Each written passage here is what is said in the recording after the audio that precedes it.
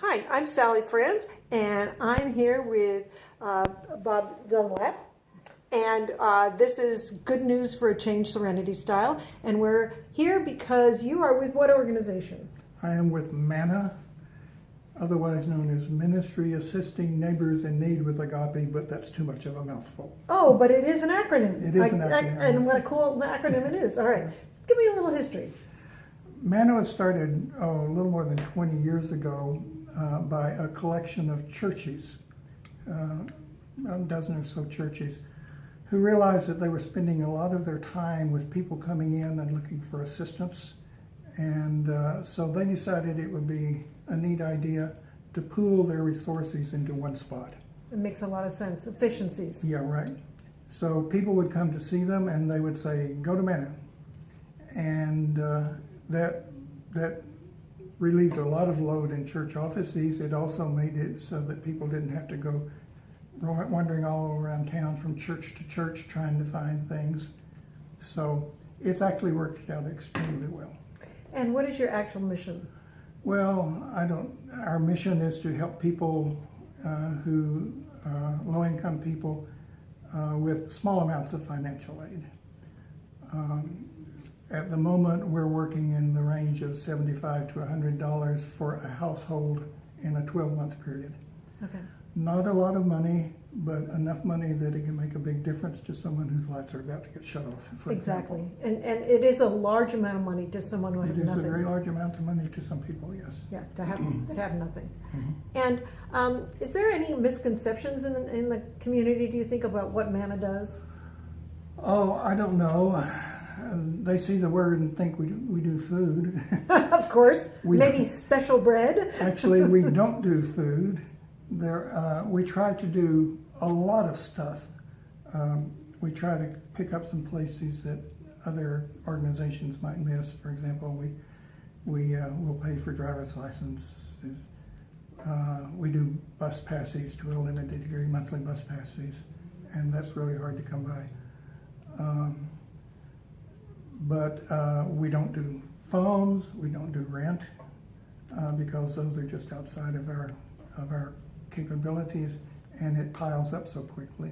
We don't do gasoline. But the biggest stuff we do is bus passes is a lot. It's huge. By far the biggest thing we do, and about half of our budget, is electric utilities. But then it's, we pay for storage fees, we pay for college registration fees. This stuff is so huge, and people that have large families, or even small families, somebody hits you with a $65 fee to register for something. Yep. That's massive. Where's that going to come from? That's the whole grocery bill. So that's really outstanding that you're filling in the cracks that people drop in between. So we try to do. We're pretty loose about what we fund. I told you things we don't fund. That's just because they become too expensive. But we're pretty loose about what we will fund, limited only by the fact that we don't give people money. So a provider has to either take our voucher or be willing to wait for a check from us.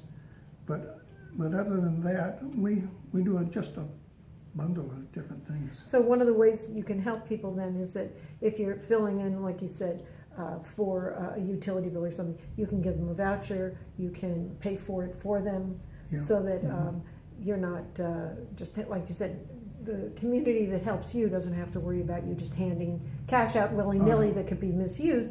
You're really responsible about how you're giving it out. That's right. We never hand out cash. Yeah. Actually, in terms of the utility companies, we work with them so much, we just call them up on the telephone and say we're paying it, and they mark it down. Very nice. But other things, laundry, we do quite a bit of laundry, and that we send out with the voucher. And where do you get your funding? Our funding comes about half from the churches, and that's about a dozen churches or so. And most of the rest of it from a few grants. The Heller Foundation funds us, Episcopal Charities, the Walkling Fund, which is a local one also, and we get individual contributions too.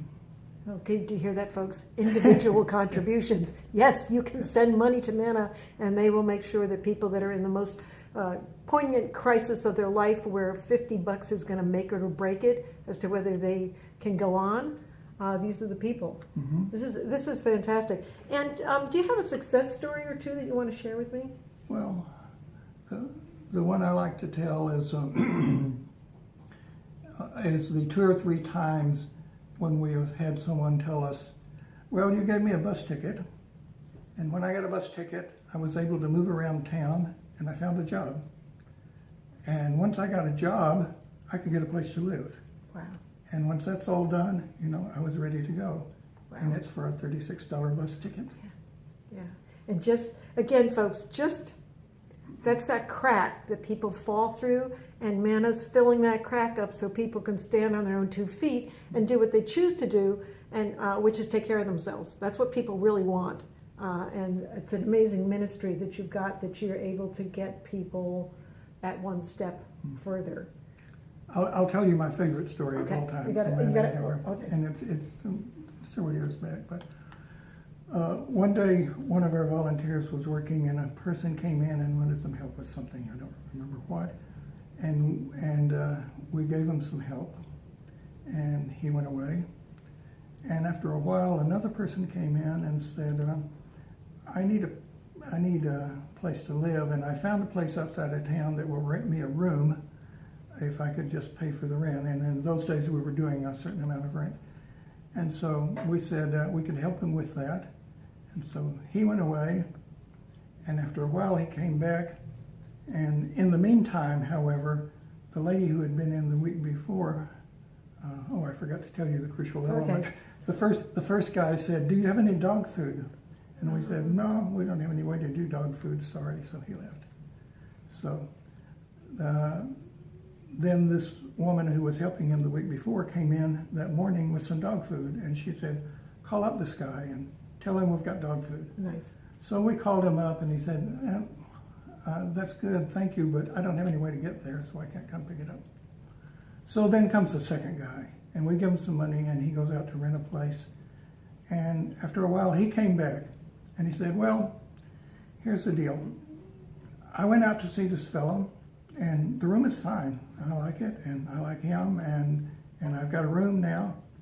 And I said to him, I went to Manna today, and they were able to help me, and that's why I can take this room. And we had also given him some gas for his car, which we don't do anymore either, Right, but right. in those days we did. And so the person he was renting from said, that's interesting because I was just at Manna, and they told me they had some dog food for me, but I don't have any way to go get it. And so the second guy says, well, I got gas in my car now. I'll go get it for you. Nice. So he comes back and picks up the... So again, these are neighbors, people. They're neighbors to each other. These are your neighbors. Lots of times you went to high school with these people that are having a crisis. There's a lot of economic difficulties these days. Just that little hand up. And dog food for his best friend. Yes. That's a kindness that we can do. We can do that. And so if anybody wanted to volunteer, do you have volunteer opportunities? We do have volunteers, yes. And we work absolutely only on volunteers, by the way. We have no overhead except for a phone bill. And that's with putting out about $50,000 a year. So our overhead percentage is tiny. Yeah. The church gives us a space, and everything else is done by volunteers. And so we have 2 ways to volunteer. We have a person who sits as a receptionist and greets people when they come in, and we have a person who interviews them and decides whether or not we can help them. Usually on the spot, we make the decisions. We don't like to mess around. So those are the kinds of volunteers we have. We're only open on Thursdays. We take clients from 9:30 to 1:30.